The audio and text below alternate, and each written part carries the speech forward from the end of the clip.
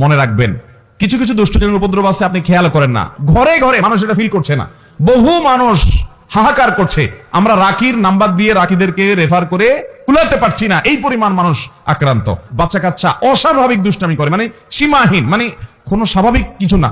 বুঝবেন দুষ্ট জিনের ভয়ঙ্কর প্রভাব ওর উপরে পড়ছে। আমি বুকে হাত রেখে বলতে পারি, আপনি আল্লাহর কুদরত যদি দেখতে চান সরাসরি, দুষ্ট জিনের উপদ্রব আছে যে বাসায়, সে বাসায় আপনি সূরা বাকারার তেলাওয়াত চালু করে দেন। আমি প্রায় বিভিন্ন জায়গায় বলি, ব্ল্যাক ম্যাজিক অর্থাৎ জাদুগ্রস্ত রোগীর খবর আসলে বলার মতো না।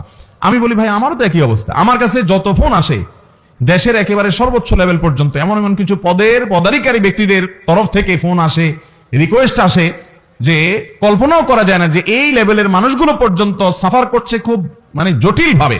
ঘরে ঘরে দুষ্ট জিনের উপদ্রব মানুষ লক্ষ্য করে না। মনে রাখবেন, কিছু কিছু দুষ্ট জিনের উপদ্রব আছে, আপনি খেয়াল করেন না। যেমন কথার কথা, বাসায় বাচ্চা কাচ্চা অস্বাভাবিক দুষ্টামি করে, মানে সীমাহীন, মানে কোনো স্বাভাবিক কিছু না। বুঝবেন দুষ্ট জিনের ভয়ঙ্কর প্রভাব ওর উপরে পড়ছে। এবং অনেক রোগ আছে কিছু লোকের, দেখবেন যে এই রোগগুলোর কোনো ট্রিটমেন্ট করে কিছু হয় না, কোনো ডায়াগনোসিস হয় না, বহু চেকআপ টেস্ট ডাক্তাররা আন্দাজ অনুমান করে বিভিন্নভাবে ট্রিটমেন্ট করেন, চেষ্টা করেন, কিন্তু কোনোভাবে ভদ্রলোক ভদ্রমহিলা সুস্থ হয় না। এরকম বহু রোগী রেখেছি আমি যে কোনোভাবে সুস্থ হয় না। এগুলোর বেশিরভাগ ব্ল্যাক ম্যাজিক এবং দুষ্ট জিনের রোগী। ঘরে ঘরে আমাকে সাথে সাথে জিজ্ঞেস করলেন ওনারা, মুফতি সাইফুল ইসলাম ভাই এবং আমাদের তানভীর ভাই ওনারা আছে, ওনারা জিজ্ঞেস করলেন যে ভাই এটা কেন হয়। আমি বললাম কেন হয়, জিন, দুষ্ট জিন অর্থাৎ শয়তান তার উপযোগী জায়গায় পাইলে সে সেখানে খুঁটি গাড়ে। আমাদের বাসা বাড়িগুলোতে হারাম এই পরিমাণ হয়, আপনি ইউটিউবে ওয়াজ শুনতে যান, শুরুতে আগে পান্ডা অ্যাডভার্টাইজ দিয়ে নিবে, এরপর আরো বিভিন্ন অ্যাডভার্টাইজ আসবে এবং মিউজিক আসবে, এগুলা চলবে। এই মিউজিক যেখানে থাকে সেখানে শয়তান আসবেই, আপনি এটা নিয়ন্ত্রণ করতে হবে। আপনার বাসায় বিভিন্ন প্রাণীর ছবি টাঙিয়ে রাখবেন, এখানে শয়তান আসবেই। রহমতের ফেরেশতা ঢুকেন, হাদিসে বলা আছে, এখানে আপনার এই অবস্থা হবে। ঘরে ঘরে মানুষ এটা ফিল করছে না। বহু মানুষ হাহাকার করছে, আমরা রাকির নাম্বার দিয়ে রাকিদেরকে রেফার করে কুলাতে পারছি না, এই পরিমাণ মানুষ আক্রান্ত। বাঁচবেন কিভাবে আমি সব জায়গায় বলার চেষ্টা করি ভাই আমার। নাম্বার 1, গুনাহমুক্ত বাসা করেন, বাসা বাড়িতে গুনাহ করবেন না, এগুলো থেকে বাঁচান বাসা বাড়িকে। সবচেয়ে বড় কারণ হলো, দ্বিতীয় নাম্বার যেটা বলবো সেটা হলো, আজ কোরআন তেলাওয়াত আমাদের বাসা থেকে উঠে গেছে। আমরা এখন বড় জোর ইউটিউবে একটু তেলাওয়াত চালাই দেই। আল্লাহর কসম করে বলছি, যেই বাসায় কোরআন তেলাওয়াত নিয়মিত হয়, আওয়াজ করে শব্দ করে, ওই বাসায় ব্ল্যাক ম্যাজিক দুষ্ট জিন থাকতে পারে না।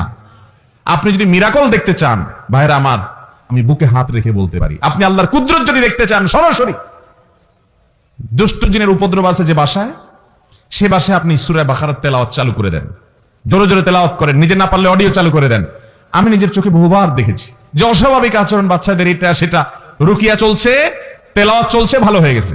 আমার পরিচিত এক বোন আছেন, বোন বলতে আমার আপন বোন না, দুঃসম্পর্কীয়, উনি আমেরিকাতে থাকেন, অনেক বড় ব্যবসায়ী। ওনার বাসায় ভয়ঙ্কর অবস্থা, মেয়েরা কোরআন তেলাওয়াত চালাইলে পাগলের মতো হয়ে যায়, কোনোভাবে সহ্য করতে পারে না, বলে যে বন্ধ করো এটা যেভাবেই হোক। এবং হাজার হাজার কোটি টাকার মালিক ওনারা, বাফেলোতে আমেরিকাতে থাকেন। আমাকে বলেন ভাই কি করা যায়, আমি রুকিয়ার অ্যাপ দিলাম, বলে যে কোনোভাবে তেলাওয়াত শুনতে রাজি না। আমি বললাম যে ওদেরকে যদি বেঁধে রেখে হলেও আপনি কিছুদিন শোনাতে পারেন, দেখবেন ট্রিটমেন্ট হয়ে গেছে। আমাকে গত সপ্তাহ না তার আগের সপ্তাহ যেন কয়েকদিন আগে আমাকে জানালেন যে ভাই আপনি না দেখলে বিশ্বাস করবেন না যে আমার মেয়েরা এখন এতটা স্বাভাবিক হয়ে গেছে যে কোরআন তেলাওয়াত শোনা ছাড়া এখন ওরা ঠিক থাকতে পারে না, কিন্তু প্রথম সহ্য করতে পারতো না। আমার বাসায় সেখানে একদিন সকালবেলা আমার এক নিকটাত্মীয় এক ছেলেকে নিয়ে আসছে, ইয়াং ছেলে, যুবক মানুষ, সৌদি আরবে ছিল, বলে বিদেশ থেকে চলে আসছে। কি হয়েছে, সে আজানের আওয়াজ হলে শুনতে পারে না, তার পুরো শরীর বাঁকা হয়ে যায়। এবং সে বলে যে তখন তার শরীর এমন শক্ত হয়, টোকা দিলে মনে হয় যে বিষাক্ত সাপ দংশন করছে, পাথরের মতো হয়ে যায়। আমার চোখের সামনে দেখলাম জোহরের আজান শুরু হলো, সে আসছে অনেক আগে, বসে 100 পর্যায়ে জোহরের আজান শুরু হলো, দেখলাম যে সে বাঁকা হয়ে যাচ্ছে এবং শক্ত হাট হয়ে যাচ্ছে। ভাইরা আমার, এগুলো কিছু হয়তো খুব দৃশ্যমান বোঝা যায়, আর ম্যাক্সিমাম ঘরে ঘরে বোঝার উপায় নাই। এটার মূল ট্রিটমেন্ট হলো কোরআনে কারিমের তেলাওয়াত। আজ মুসলমানের ঘরে কোরআন তেলাওয়াত, মুসলমানের যুবকরা আজ গান শুনে, আজ ঘরে ঘরে মহিলাদের মোবাইলে হারাম জিনিস দেখে, পর্ন ভিডিও এত পরিমাণ দেখে যুবকরা। এমন একজন যুবক পাওয়া হাজার হাজার যুবকের মধ্যে কঠিন হয়ে গেছে, যে যুবক বুকে হাত দিয়ে দাঁড়িয়ে বলতে পারবে এই দুই চোখ জীবনে কোনোদিন কোনো নোংরা ভিডিও দেখে নাই, আলহামদুলিল্লাহ। এরকম যুবক পাওয়া যায় না ভাইরা। চ্যালেঞ্জের ব্যাপার, জীবন ধ্বংস হয়ে যাচ্ছে, সব জাহান্নামের দিকে দৌড়াচ্ছে। আপনাকে বিকল্প পথে যেতে হবে। শয়তানি থেকে, বাসা বাড়ি থেকে নিজেকে বাঁচাতে চান, এবং আত্মীয় স্বজনরা অনেকে উপকার করতে গিয়ে খুনকারের কাছে যায়, খুনার কাছে যায়, আপোষের তাবিজ নেয়, এটা করে সেটা করে, এগুলা বেশিরভাগই ব্ল্যাক ম্যাজিক এবং কালো জাদু, এগুলো ধ্বংস করে দেয় মানুষের জীবনকে। এগুলো থেকে বাঁচার জন্য দ্বিতীয় আমল হলো কোরআন তেলাওয়াত করবেন, বাসায় কোরআন তেলাওয়াত চালিয়ে রাখবেন।